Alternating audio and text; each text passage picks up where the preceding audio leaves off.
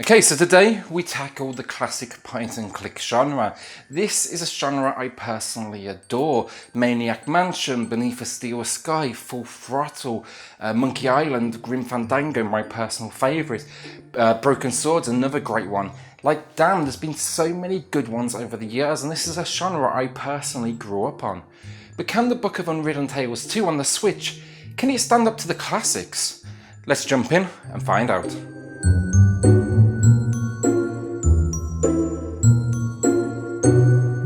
So you may notice the 2 in the title, and that's because yes, if it's not obvious, this is a sequel. The original Book of Unwritten Tales was released way back in 2009 for the PC, the Mac and the Wii U. The sequel though was then released back in 2015, and since then it's arrived on the PlayStation 4, the Xbox One, the PS3, the Xbox 360, the Wii U, the PC, the Mac. But now in 2019 we finally have the Switch variation. A console that personally to me feels like it was just tailor-made for this genre. It just feels so good to have it in the palm of your hand, being able to take these frequently long tales with you. They're just so good for travelling, you know, there's not too much in the way of controls. You can't really go wrong if you want to drive or whatever it may be. It's perfect. So with that story and true to the classics, this won't be a short playthrough. This one took me maybe 23-24 hours. There's definitely a lot of content in here. Unfortunately, while this is definitely a direct continuation of the first game, you won't have needed to have played the original. I haven't, I didn't, and the story here was still a lot of fun for me. Now the story, it switches between 4 characters. You've got Wilbur, Nate, Ivo and Critter. Wilbur, my personal favourite, is our resident wizard. He's taking on the role of magic teacher at a school. Just think Hogwarts basically. You'll start the game with him nervously preparing to lead your students. Then we have Nate. Nate's our human adventurer. Just think Indiana Jones. Good intentions that pretty much frequently go completely wrong. Ivo then, our magically pregnant elf, a sentence I never thought I would say on or off camera, is pushing against her mother who wants her to marry an elf prince. Finally, Critter, an alien thing who just seems to kind of be along for the ride. 20 hours later though, all of these stories will converge. So set in the world of Avantasia, your team's going to be getting to the bottom of transformations happening across the land. So just think beasts turning into children's toys and buildings becoming Barbie houses. I'm not sure if you expected a serious storyline, it's probably not for you, but it's definitely an entertaining fantasy romp. It's not out to take itself seriously, that's for sure, but I will say it never skips on detail either. This isn't just lining up the next joke. I did feel like real investment in our characters, and I was really curious to where the mystery would take us next. Its influences here are very, very clear. I mean, if you go to the product page for digital purchases on Xbox, the Switch, wherever, it literally says they're spoofing Lord of the Rings, Game of Thrones, Harry Potter, Discworld, World of Warcraft. But I will say, fortunately, the developers, they've done a great job of balancing jokes at the expense of these classics, but they've also paid homage to them respectfully. Like any point and click though, story here is key, and fortunately what we have here, it has a ton to like. True to the genre, there's a lot of dialogue driving this story forward, so do expect to be listening and reading a lot. If that's not your thing, this again, not for you. Now while I never played the original, like I said, I didn't have any problems following it along, but it still may have been beneficial to just include some sort of video recap of the first game's adventure. Just, you know, playing through this, I couldn't help but think to myself, what information am I missing? What gags maybe completely passed me by? It does indeed make me want to go back and play the first one, but still, that would have been a nice option for us. Okay, with that, onto gameplay, and yes, I did say point and click, which it is, but the developers, they clearly understand the frustration that control scheme can bring when you're using it on a console. What they did here instead was basically implement tank controls. It's not sexy, I know, but they work. You know, controls, they're never really going to let you down in this sort of game. I mean, there's definitely no action or moments where you need to be quick, so it can be very basic. It can be frustrating still, granted, you know, when you can't quite line up with a character you may want to speak to or to pick up an item, but 99% of the time I had no problems at all.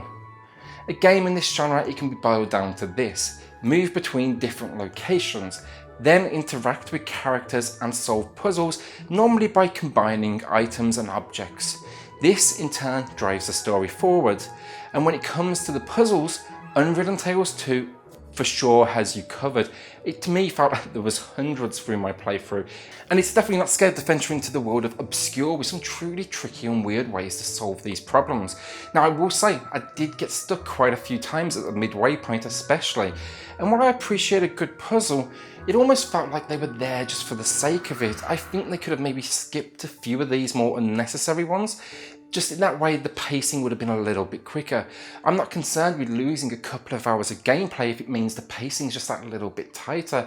At times I was getting a little bit disengaged, and that's not a good thing when you're going to be spending 20 hours with it. So, when a game needs to keep you locked in for 20 hours, apart from the gameplay of course, it's always easier if we have something interesting and nice to look at.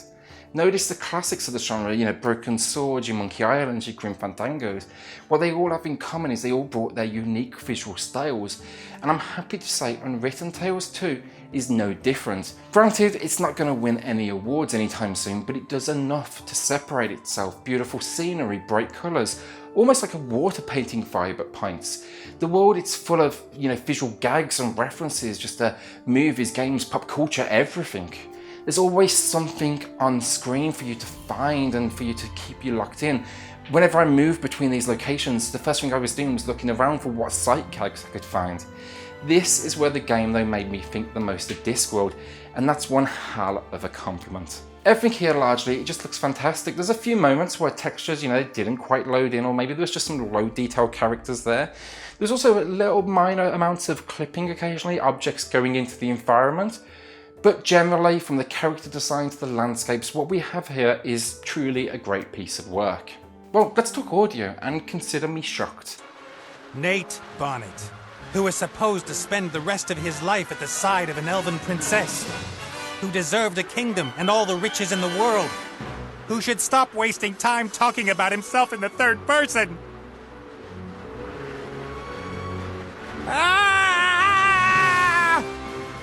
I expected the tropes of the genre, whimsical tunes crafted to reflect its fantasy influences.